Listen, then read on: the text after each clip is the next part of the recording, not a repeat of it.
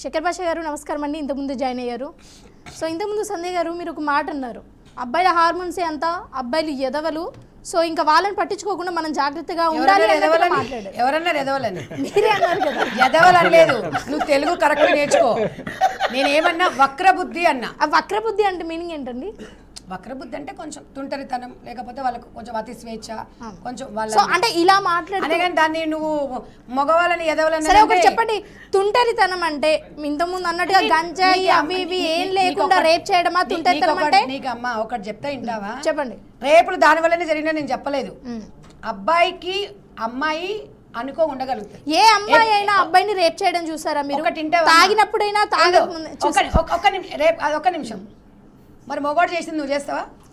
చెయ్యం. అంటే మనకు ఇబ్బంది ఈ రేపులు చేసిరా అంటే ఎవడో ఒక్కడు చేసిన దానికి మొత్తం పురుష సమాజాన్ని మనము వెలవేయొద్దు. అందరు పురుషులు మంచి, అందరు చెడ్డవాళ్ళు కాదు, గుర్తుపెట్టుకో. బట్ తుంటరితనం అనే ఒకే ఒక చిన్న పదం వాడి దాన్ని మీరు చాలా ఈజీ చేస్తారు. ఒక మాట, నీకు పెళ్లి కాలేదు కాబట్టి నేను చెప్తలేను. నీకు పెళ్లి అయింది అనుకో, నీ మొగడు ఇంకొక ఆమెను తలుపుకుండా అనుకో, విను, నువ్వు మొగడిని వదిలేస్తావా? నీ మొగడిని చక్కగా చేసుకుంటావా? వదిలేస్తావా? అట్లా వదిలేసుకుంటూ పోతే ఎంతమందిని చేసుకుంటావు? తర్వాత నువ్వేం చేస్తావు? అంటే అతని బుద్ధి ఎలా ఉన్నప్పుడు బుద్ధిని మార్చుకోవాలమ్మా. ఆ బుద్ధిని ఒక్క నిమిషం, మీ పేరు ఏం పేరు? ఒక మాట చెప్పండి. రమ్య, నీ చెయ్యికి ఇక్కడ దెబ్బ తాకుతుంది, చెయ్యి ఇరుగొట్టుకుంటావా, నయం చేసుకుంటావా? అది అడిగిందానికి చెప్పు. సరే ఒక క్వశ్చన్, అదే ఒక లేడీ తప్పు చేస్తే వదిలించుకుంటామా, మంచిగా చేసుకుంటామా? చాలా మంది ఉన్నారు భర్తలు లోపల పిల్లల కోసం సర్దుకొని బతికే వాళ్ళు ఉన్నారు. ఒక్క నిమిషం శర్మ గారు, కానీ అట్లా బయటకు వచ్చి చెప్పరు. అరే విన్నమ్మా, ఈ మధ్య ఇగో ఈవిడ గారు లాంటి వాళ్ళు రజాకారుల కాలంలో ఉన్నామా? ఇంకోడు ఆయన ఉంటాడు అటు ఇటుగా అన్నాడు. మళ్ళీ ఆయన ఏమంటాడు, మేము తాలిబాన్లమా అని ఒకడు ఉంటాడు. ఈ సంఘాలకు ఒకడు, దీనికే దిక్కులేదంటే దీనికి ఒక అధ్యక్షుడు. మళ్ళా అంటే ఎంత కరువు పట్టుండి అన్నట్టు. ఎవడన్నా ఈయననేమన్నా ఫోన్లు చేసి ఎవడన్నా ఈయననేమన్నా ఓ మంచిగా నీకు బాగా మాట్లాడుతున్నావురా శర్మ అన్నారా? ఏం పుట్టిందిరా నీకు, ఎట్లా పోయినవరా నువ్వు, మొగోని జాతర ఎట్లా పుట్టినవరా నువ్వు అని చెప్పేసి అంటుడు. చూపిస్తారంటే శర్మ ఒకటేంది, 100 మంది అనేది చూస్తారు. ఇప్పుకొని చూపిస్తాంటే ఎందుకు చూడరు? సగం సమయం ఎందుకంటే ఫ్రీగా వస్తుంది. మన ఇంట్లో భార్యల దగ్గర జల్లవు ఇవన్నీ, ఎందుకంటే వాళ్ళ కట్టుబాట్లు సాంప్రదాయాలు ఉంటాయి. నువ్వు 2 గోడల మధ్యలో ఏం చేసుకున్నా జల్లుతుంది తప్ప, నువ్వు ఈ సాంస్కృతి సాంప్రదాయాలని నువ్వు అమెరికా పోతేవమ్మా, నువ్వు చీర కట్టుకుంటే నేనేమంటారు వాళ్ళు? అంటే ఇప్పుడు ఇండియాలో ఉండి గోవాకు అలాంటి ప్లేసెస్ వెళ్ళినప్పుడు కూడా నేనేమన్నా ఒక సింబాలిక్ అనమాట. శారీ అనేది ఒక ఇండియన్ కల్చర్. అది నేను అనేది ఏంటంటే, సౌదీ అరేబియాలో ఒక అమ్మాయిని చూస్తే చేతిలో కాళ్ళు నరకేస్తారు. మన దగ్గర నరుకుతారా? రేపులు చేసిన నరకరు, లేకపోతే అమ్మా వినితల్లి రమ్య ఎందుకు తొందర పడుతున్నావు? కొంతమంది మనం అర్థం కావాలి మనం మాట్లాడేది. నేను అనేది ఏంటంటే, మనకు కట్టుబాట్లు ఉంటాయి. మనం గోవా పోయి ఎంజాయ్ చేస్తున్నాం. ఎంజాయ్మెంట్ అనేది నీ పర్సనల్ లైఫ్. ఎంజాయ్మెంట్ అనేది గోవాకో నువ్వు పబ్లిక్లో పెట్టుకో. గోవాలో నేను ఇప్పుడు చెప్తున్నా, అప్పుడు చెప్తున్నా, నేను సవాలు విసురుతున్న ఈ టీవీ ద్వారా, ఇద్దరు భార్యాభర్తల రిలేషన్షిప్ని మీరు ఆన్లైన్లో పెడతారా? మరి సినిమాలలో ఎక్కువగా కూడా చెప్పేది వినండి కంప్లీట్ చేసేదాకా వినండి మేడం. సినిమాలలో ఇలాంటి డ్రెస్సెస్ వేసుకున్నప్పుడు, ఐటింగ్ సాంగ్స్ చేసినప్పుడు, అలాంటి మీనింగ్స్ వచ్చే వ్యాఖ్యలు అక్కడ రాసి దాన్ని పాడినప్పుడు అవి ఎందుకు హిట్లు అవుతున్నాయి? ఎందుకు నేను వింటున్నావు కదమ్మా, ఎందుకు హిట్ అవుతున్నాయా? ఎందుకు? అది సినిమా 2 గంటల జీవితం. వాడు 2 పిల్లలను చేసుకోవచ్చు, వాడు 3 పిల్లలను చేసుకోవచ్చు, ఏదైనా చేసుకోవచ్చు. నిజ జీవితంలో సినిమా లాగా ఉండదు. వినండి, ఒక 5 నిమిషాలలో వాడు స్టార్ అయిపోతాడు, 5 నిమిషాలలో కోట్లు సంపాదిస్తాడు కదా. ఆ 5 నిమిషాలే మనుషుల జీవితాన్ని ప్రభావితం చేస్తాయి. మీరు మనుషులను ప్రభావితం ఎప్పుడు చేస్తుంది? అందరినీ చేస్తాయా? మోస్ట్లీ అందరు చేస్తారు కదా. వినండి, మీరు ఈరోజు అనసూయని పెద్ద స్టార్ని చేస్తారు. నాకు తెలిసి అప్పటివరకు అనసూయ తెలంగాణ 2 తెలుగు రాష్ట్రాలైనా తెలుసు, కానీ నాకు తెలిసి ఇప్పుడు దేశం మొత్తం తెలిసిపోయింది అనసూయ అనే చర్చ.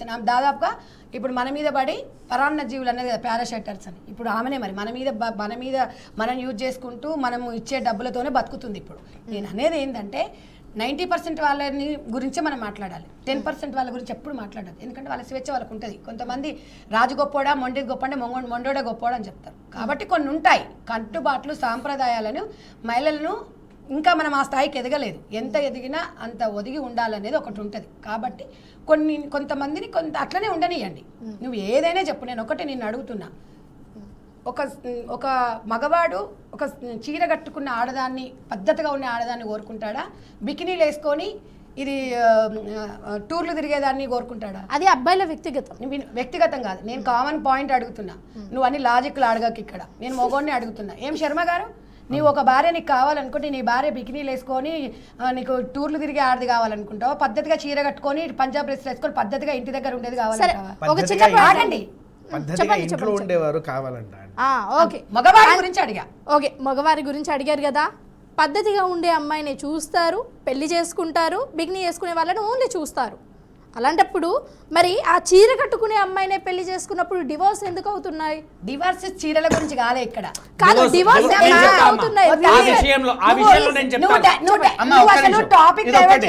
టాపిక్ డైవర్ట్ చేస్తున్నారు మీరు. డైవర్స్ గురించి ఇంకోటి పెట్టు. డైవర్స్ గురించి ఎందుకంటే నేను చెప్తా, క్లియర్గా చెప్తా.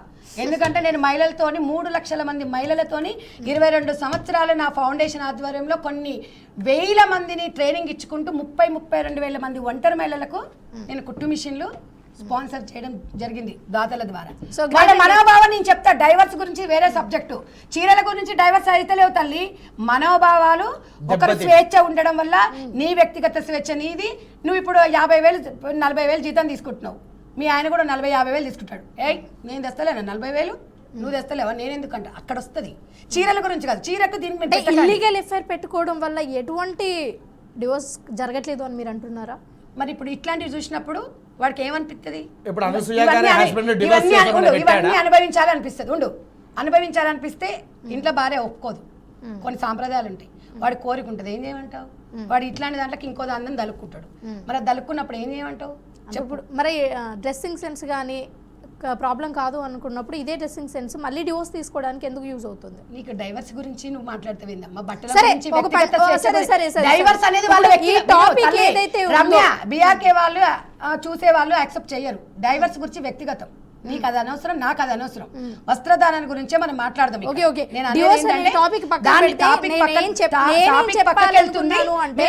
మీరు దాని గురించి కాకుండా ఈ వస్త్రధారణ అనేది నేను ఒక్కటే నేను సూటికి వచ్చిన ఇస్తున్నా.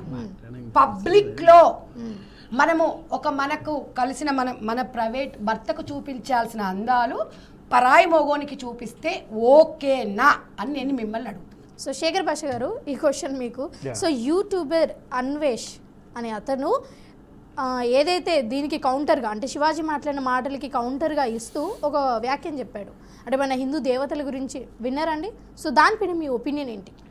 వాడు ఏదో పిచ్చికాయ ఏదో తినో, లేకపోతే ఎండ్రకాయ తినో, వేరే దేశాలు వాడికి మెంటల్ వచ్చి ఉంటుంది. వాడికి 2 షాక్లు ఇస్తే తగ్గుతుంది. వాడి గురించి మనం ఇంత డిస్కషన్ పెట్టాల్సిన అవసరం లేదు. పాయింట్ ఏంటంటే, అనవసరంగా ఒక ఇంపార్టెంట్ టాపిక్ జరుగుతున్నప్పుడు ఇది కరెక్టా కాదా అంటున్నప్పుడు, రామాయణంలో పెడకల వేట ఏదో అంటారే, అలా వాడు దూరి ఎడిట్ చేసి వాడు సేవ్ చేశాడు. యాక్చువల్గా ఎవరెవరిని, ఈవిడ్ని, చిన్మయిని, మంచులక్ష్మి గారిని, వీళ్ళందరినీ కూడా నిజంగా ఆయన సేవ్ చేశాడని చెప్పుకోవాలి. సరైన డిస్కషన్ టైంలో టక్కుమని హైజాక్ చేసేసాడు. అందరూ వాడిని తిట్టడం, ఆ టాపిక్ వస్త్రధారణ నుంచి హిందుత్వానికి వెళ్ళిపోయింది. అసలు హిందూ దేవుళ్ళు దేవతలు తిడతావని అని చెప్పి అటు వెళ్ళిపోయింది.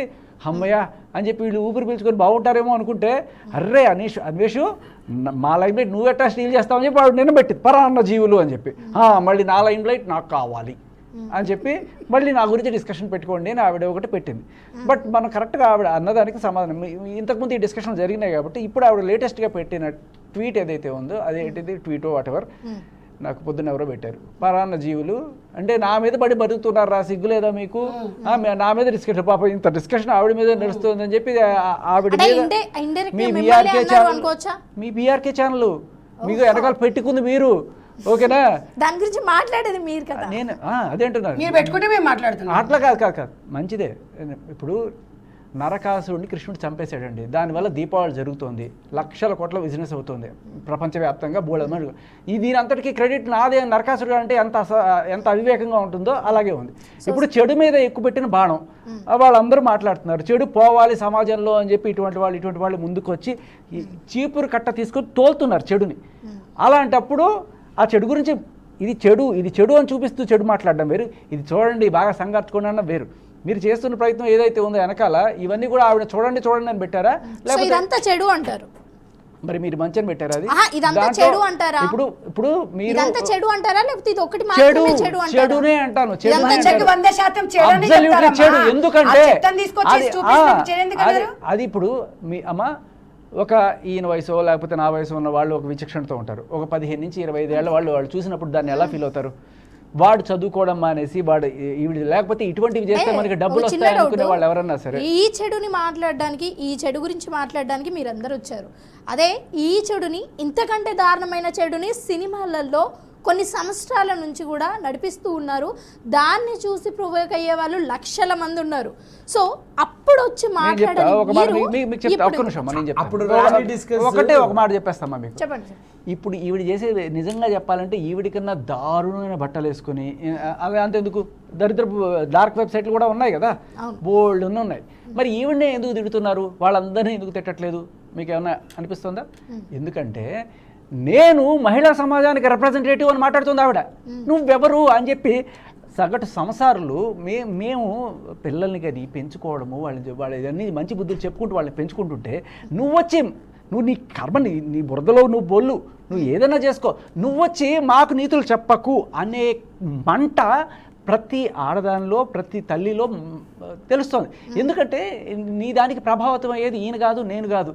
ఒక 15 ఏళ్ళ నుంచి 25 ఏళ్ళు ఉన్న మహిళలు కావచ్చు, అమ్మాయిలు కావచ్చు, అబ్బాయిలు కావచ్చు, వాళ్ళు చూసి చెడిపోతారు. వీళ్ళు చూసి ఇలా నా కూతురు రేపు ఇలా తయారవ్వకూడదు అనే తల్లి యొక్క ఆక్రందన ఇవాళ మీకు ఇంత గట్టిగా వినపడుతుంది.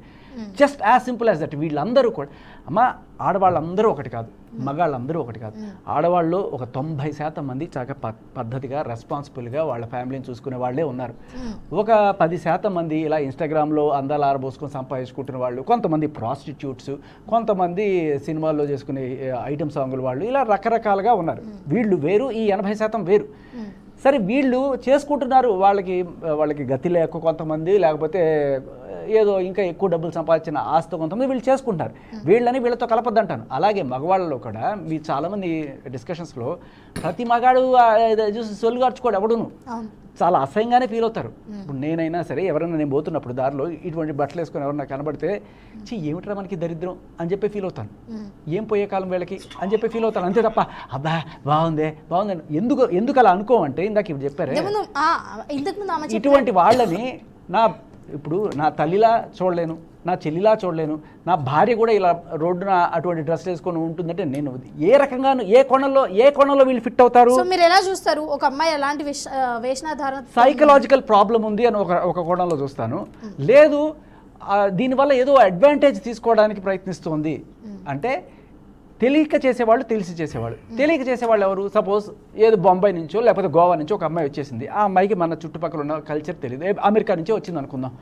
ఆవిడకి ఇవి ఏ పరిస్థితులు తెలియవు, యాజ్ యూజువల్గా చిన్న పొట్టి బట్టలు వేసుకుని వెళ్ళిపోయిందంటే ఆవిడ నేను తప్పు పట్టాను. ఎందుకంటే ఆవిడకి అది న్యాచురల్.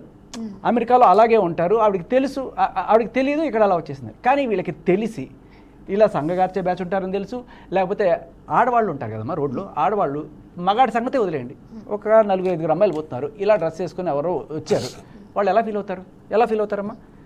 చిరాగ్గా ఫీల్ అవుతారు, ఎబ్బెట్టుగా ఫీల్ అవుతారు. ఆవిడ స్వాతంత్రం గురించి మాట్లాడి ఏ కనీసం డీసెన్సీ లేదా బయటకు వచ్చేటప్పుడు నీ అందం నీ మొగుడికి చూపించుకో, నా మొగుడికి చూపించి. మీ పక్కనున్న సంధ్య గారి ఒక మాట అన్నారు ఇంతకుముందు, మీరు అన్నారు కదా అబ్బాయిలు 90% అలా ఉండరు, చెడ్డవాళ్ళు మాత్రమే కుంగకార్చుకుంటూ చూస్తారు అని.